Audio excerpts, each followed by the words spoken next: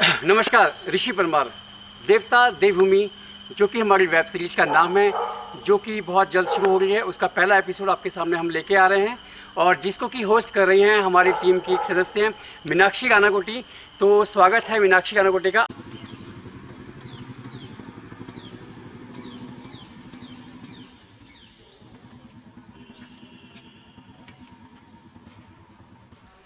नमस्कार दोस्तों, आप सभी का स्वागत है ऋषि परमार प्रोडक्शन की पहली वेब सीरीज देवता देवभूमि में।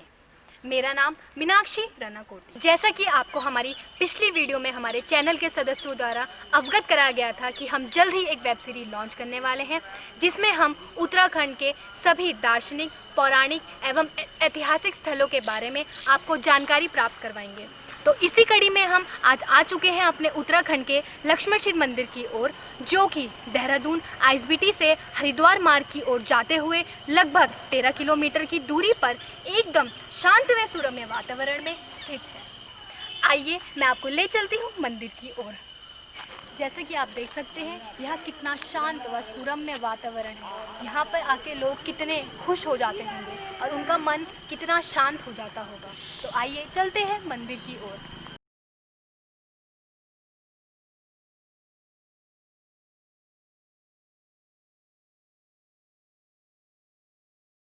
जैसे कि आप सब देख सकते हैं, यह है मंदिर का मुख्य द्वार, श्री लक्ष्मण शिव बाबा मंदिर।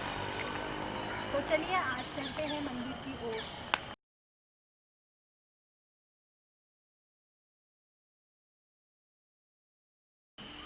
आइए आपको ले चलते हैं मुख्य मंदिर की ओर।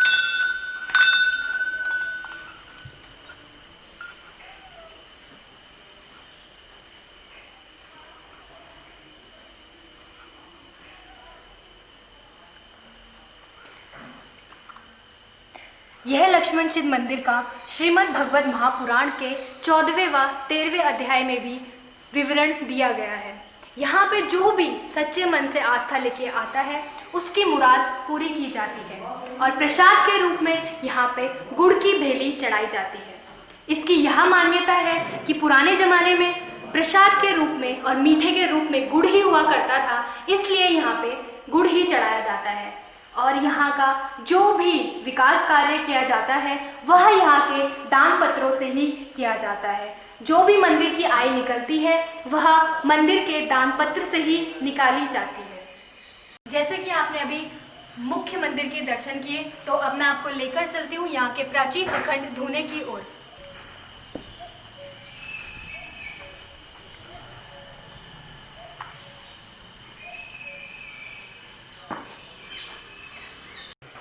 जैसा कि आप सब देख सकते हैं, यह है मंदिर का प्राचीन अखंड धूना। यहाँ प्रतिदिन पंडित जी द्वारा हवन किया जाता है और मुख्य मंदिर में जो भी भोग चढ़ाया जाता है, वह इसी प्राचीन अखंड धूने में बनाया जाता है। जैसा कि आपने देखा यहाँ का प्राचीन अखंड धूना, और अब मैं आपको लेकर चलती हूँ यहाँ की 7 समाधियों की ओर।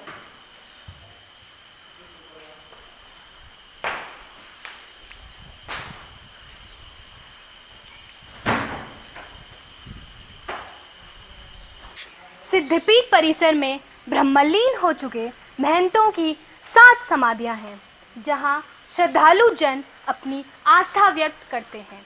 7 समाधियों में से कुछ नाम हैं: ब्रह्मानंद भारती, विभूति भारती, शंकर भारती, कृष्णा भारती, बसंत भारती आदि। वर्तमान में गद्दी पर विराजमान हैं 8वें महंत श्री भरतभूषण भारती जी, जो 35 वर्षों से यहाँ आसीन है और मंदिर के कार्यभार को बड़ी कुशलता से संभाल रहे हैं। 7 समाधियों के बाद अब मैं आपको ले चलती हूँ रुद्राक्ष की पेड़ों की तरफ।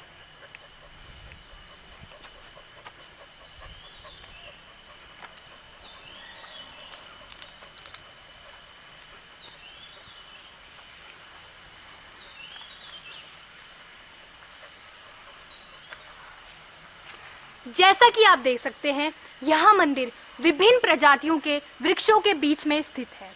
इसी कड़ी में यहाँ पर रुद्राक्ष के 2 वृक्ष हैं, एक 2मुखी और दूसरा पंचमुखी, जो कि विभिन्न पर्यटकों को अपनी ओर आकर्षित करते हैं। यह वृक्ष 200 वर्ष पुराने हैं। आप सभी देख सकते हैं यहाँ का वातावरण कितना शुद्ध है। यहाँ ना कोई प्रदूषण है और देखने को हमें कितने जीव प्राणी मिल रहे हैं। जैसे कि आप सब देख रहे हैं कि लोग आजकल कितने वृक्षों को काट रहे हैं, लेकिन आप देख सकते हैं यह स्थान पूरे वृक्ष ही वृक्षों से भरा हुआ है और यहाँ आके लोगों के मन को कितनी शांति मिलती होगी। मैं आपसे गुजारिश करती हूँ, यदि आप उत्तराखंड आए तो इस मंदिर के दर्शन अवश्य करें, अपने मन को शांति पहुँचाएं। चलिए अब मैं आपको ले चलती हूँ इस मंदिर में सेवा करता आचार्य श्री नितिन बर्थवाल जी के पास, जो कि हमें यहाँ के बारे में थोड़ी विस्तृत जानकारी प्राप्त करवाएंगे। आइए इनसे थोड़ी बातचीत करते हैं। आचार्य जी, आप हमें बताइए विस्तृत बारे में, इस जगह के बारे में, यहाँ के पुरानी बातें बताइए कि ये कब क्या कैसे हुआ था यहाँ, ये सब चीज़ें। नमस्कार जी, मेरा नाम नितिन बर्थवाल आचार्य जी पंडित जी। ये लक्ष्मण जी त्रेता युग मंदिर का है और कई गत वर्ष पुराने प्राचीन मंदिर है। यहाँ पे जो है भगवान श्री रामचंद्र जी के भाई लक्ष्मण जी ने यहाँ पे तप किया था और तप के पश्चात में उन्होंने भगवान दत्तात्रेय जो भगवान जी है उनके 4 सिद्ध पीठ हैं यहाँ पे देहरादून के। तो कहते हैं जी जो एक ही दिन में यहाँ की पूरी परिक्रमा चारों सिद्धोपीठ के एक दिन में उनकी मनोकामनाएं पूर्ण होती है। कई वर्ष पुराना ये रुद्राक्ष का पेड़ है जो में एक पंचमुखी से लेकर एक मुखी से लेकर 16 मुखी तक पाए जाते हैं।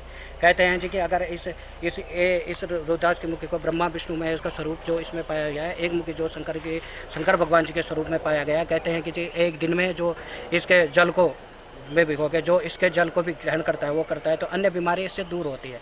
ठीक है, आगे जो मतलब ये 3-4 किलोमीटर जो है इसमें इससे आगे जो है एक कुआं है जिसमें लक्ष्मण जी ने तीर मारे थे, जो जल के स्वरूप निकला था उसमें से, तो उन्होंने इसके जल को धारण किया था। तो कहते हैं कि अन्य लोग इस जल को जो धारण करते हैं इस जल को, तो उससे भी अन्य बीमारी वगैरह दूर होती है क्योंकि इसमें जड़ी बूटियाँ भी मिली रहती है।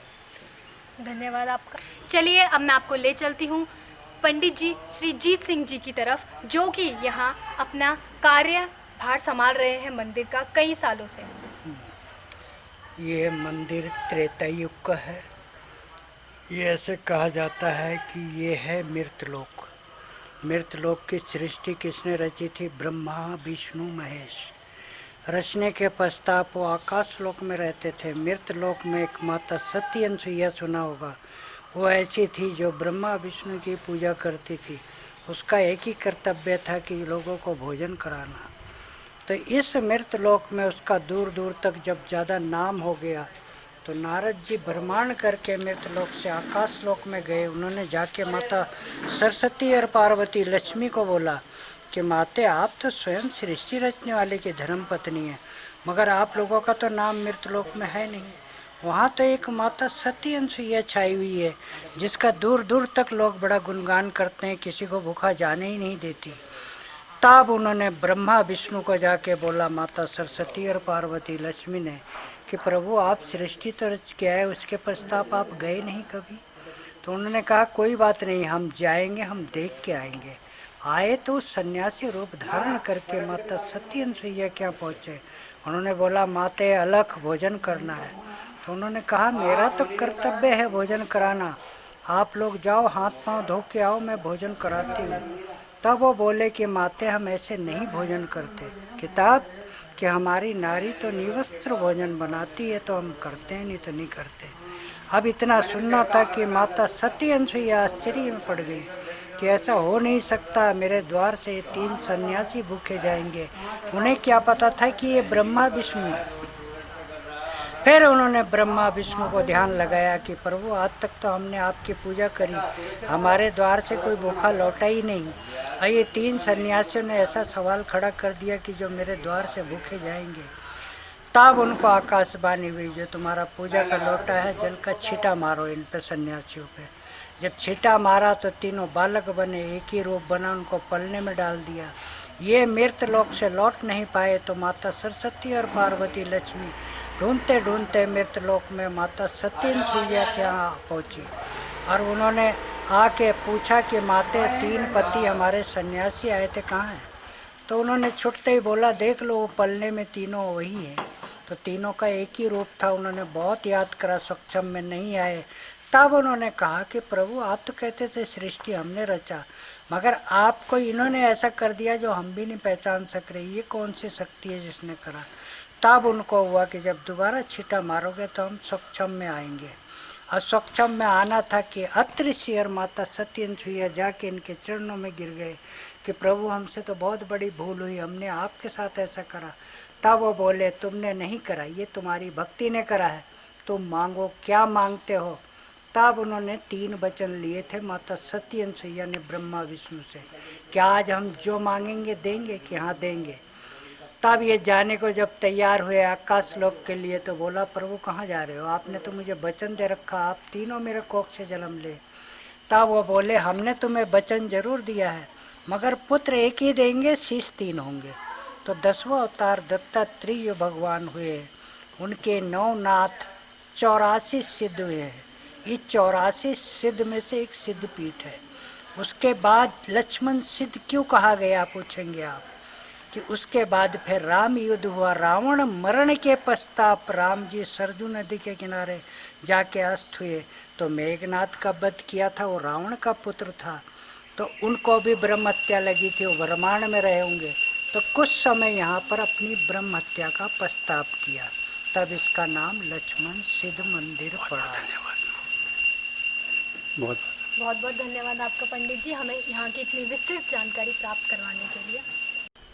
चलिए अब मैं आपको ले चलती हूँ यहाँ के पुराने कुएं की तरफ, जहाँ आप सुन सकते हैं कि कितनी चिड़ियाँ चहचहा रही हैं, इनकी मधुर आवाज़ कितनी अच्छी लग रही है सुनने में, और यहाँ का शांत वातावरण जो यहाँ से जाने का मन बिल्कुल नहीं कर रहा है।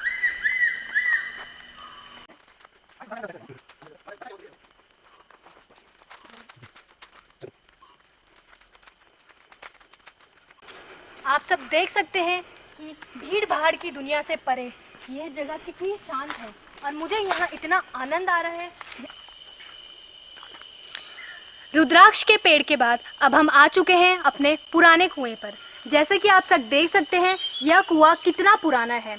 लोगों का कहना है कि इस कुएं में एक सुनहरा सांप भी दिखाई पड़ता है, जो कि किसी किसी को ही दिखाई देता है।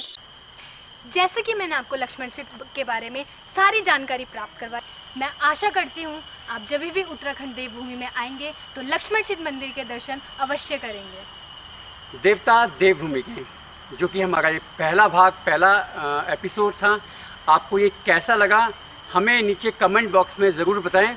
और एक बात और कहना चाहूँगा आपसे कि यदि आपकी नज़र में आपके गांव के आसपास में, आपके शहर के आसपास में इस तरह का कोई पौराणिक, ऐतिहासिक, धार्मिक स्थान है, तो हमें कमेंट बॉक्स में अपना नाम, अपना फ़ोन नंबर, अपना व्हाट्सएप नंबर से हमें आप बता सकते हैं। हमारी टीम वहाँ जाएगी और उसके बारे में जानकारी हासिल करेगी, और फिर उसके बारे में हम अपने वीडियो के माध्यम से आप लोग को जानकारी देंगे।